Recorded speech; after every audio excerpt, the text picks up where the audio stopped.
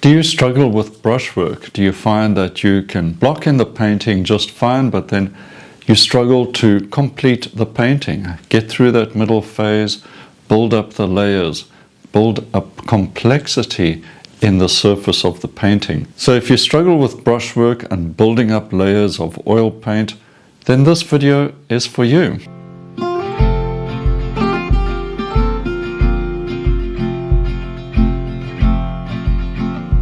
Okay, this video is a little different because it's just going to focus on showing you how I use brushwork, but it's also of interest for painting a sort of a winter landscape scene. There's a few bare trees, there's some interesting light. I'm going to be building up layer upon layer of oil paint, getting different colors, getting an interesting look to this scene. So here's that reference once again with a good deal going for it. Now I've done the blocking in, and now I'm starting to add those second layers. This I would call the sort of middle phase of the painting. We've made a good start, but now I've got to put on the second layers. That violet color is a distant mountain in the background. It's not the sky. So it's all about brushwork, and I'm picking up a good amount of paint with each visit to the palette, and then trying to put that color note down in a clean and confident way, I guess is the word. So as you can see the amount of paint on the brush, as I put it down, there's a good dollop of paint, and that's very important. You've got to completely cover the bristles at the tip of the brush with paint, and by doing that you have something to work with on the actual canvas. It might sound trite or obvious, of course you got paint on there, but when you put on a stroke with a good amount of paint on, you can push that paint around, you can move it around a bit, and there's enough there to actually do what you want. You're not relying on the lower layers to do something for you. And if you are, then you're going to end up muddying up color. So put a decent amount of paint down each time and then move that paint around. Yeah, I'm getting that sort of dark clump of trees at the end of the road on the left hand side, and then there's sort of gully along the sidewalk, and then softening the edges as I'm doing here, so it's not too hard against the background. It doesn't have that sort of stuck on look.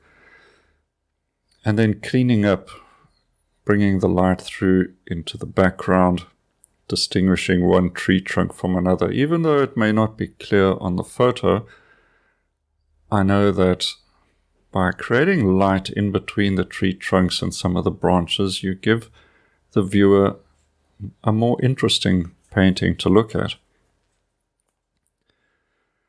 So notice the tree trunks I'm putting down, basically one stroke. You've got to have enough paint on the brush to do that. Just dragging those strokes down with the edge of the long flat brush. Now, as I said, I'm using oils in this case, but I would follow a very similar approach with acrylics.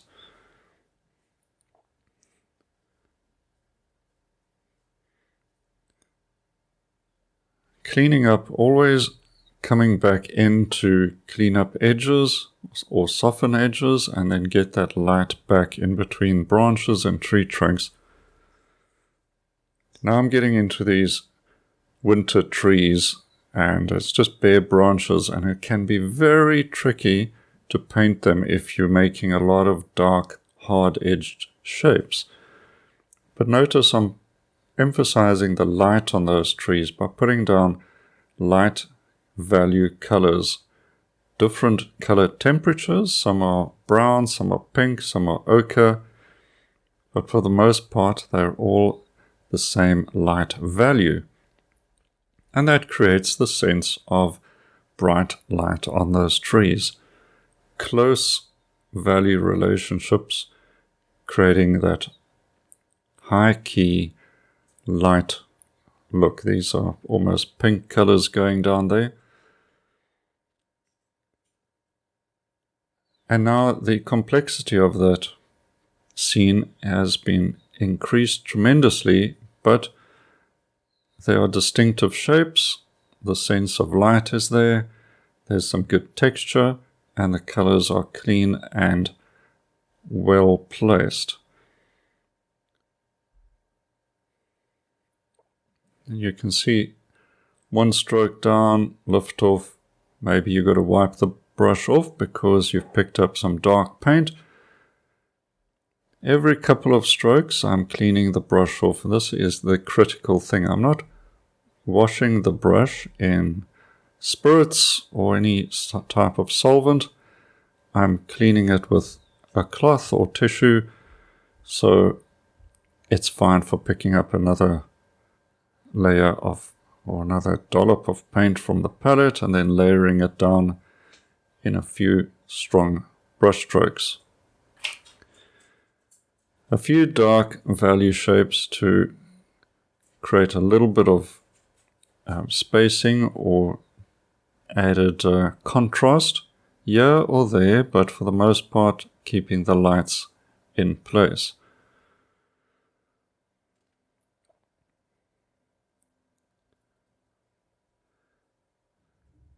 I'm also thinking of color in the sense of if there's green, then a pink color next to it will make that green stand out a bit more.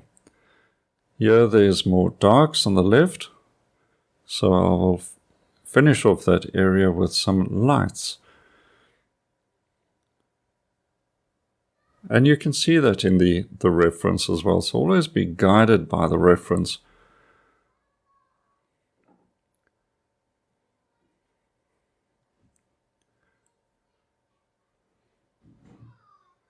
Just setting out now a bit of a foliage as well, and once again green and the reddish browns make for a vibrant surface. Just simple value contrast and color temperature contrast, but also complementary colors where you can use them. Blue against orange, red against the greens, and of course yellow and violet.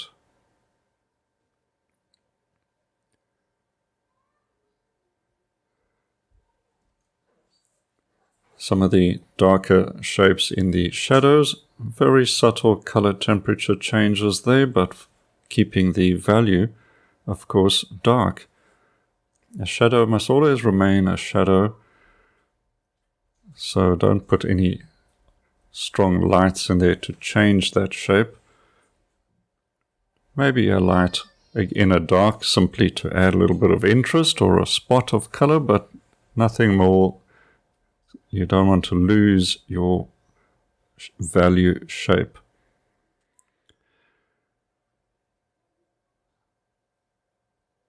Coming back in with a few branch shapes as well, a little bit of lost and found color. And this creates a sense of shadows on the branches. These sort of cool blues next to a warm creates a sense of dappled light even on the branches and tree trunks.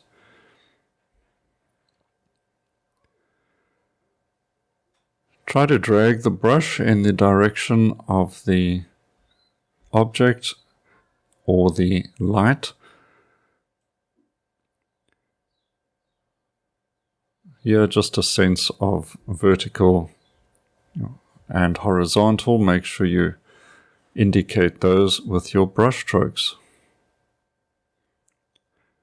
Soft light in the distance, all high key, in other words, very light values one against each other.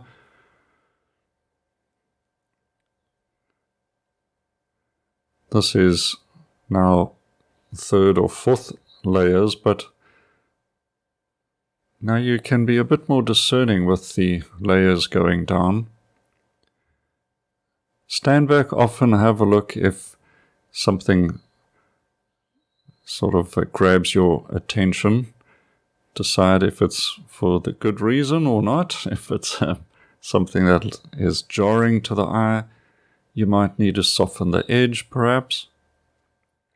Yeah, I'm figuring out the color of the shadows, sort of a cool aubergine sort of color. And I'll just assess it and decide whether it's cool enough. Should I add more blue? That sort of thing. Always ask yourself, is it the right color temperature, not just the value? There may be the edges here of the shadow a little too hard, and I must just drag the brush over the edge and soften that up. Dappled light.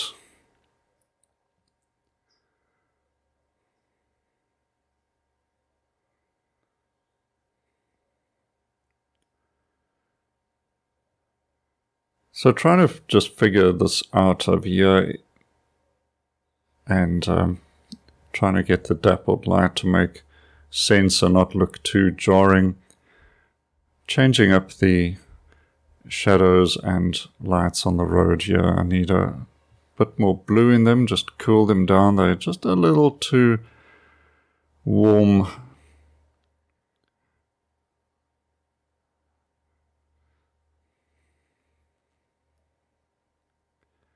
Few dark accents.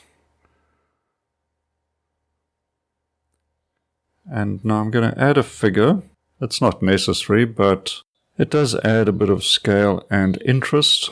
And also, I think just an idea of what this scene is all about. Giving a sense of distance down this road as well. And of course I'm attracted to that light up ahead, almost like a tunnel, and it's just sort of begging to put a figure there. So keeping it very simple. And while I have the rigger, I'm going to suggest a few little touches in the darks there. But I think they were a little too attention seeking, so I'm going to just get rid of them and get back to a more subtle effect. And now the painting is basically completed, and I'm just making a few little assessments and changes, particularly looking for edges. Break an edge if it's looking too hard, too perfect, it's not quite natural, so break that up a little. Yeah, just want to clarify a detail, a tree trunk, just little touches that might not really be necessary, but it's just settling your mind. I'm going to sign that off and have a look, maybe a few final little touches. It's the classic situation. Painting isn't finished when you've signed it. It's finished when you have nothing left to say. And I feel a few little side branches may just add a little bit of a break from all the vertical shapes. It's been a fun painting to do, and I'm happy with the way it's turned out.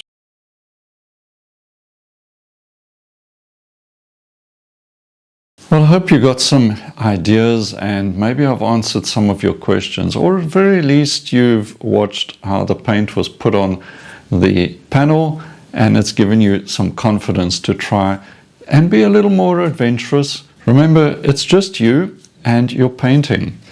Experiment, take risks, put on thick paint, but at all times try to keep the colors clean and get the maximum out of that color without muddying it on your palette or on your panel itself.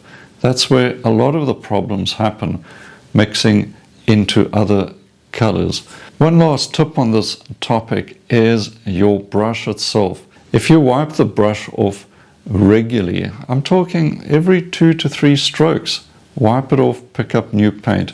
And every time you pick up a color that's a different value to the color you're putting down, you've got to wipe the brush off as well.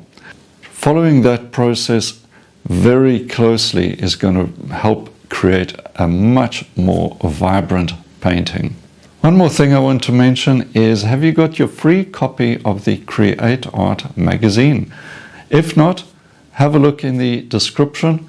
Lock in that free subscription now. I think you're going to really enjoy that magazine as well. And of course, your free painting course.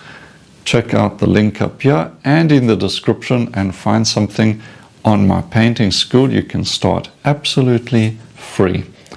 All right, until next time, happy painting and cheers for now.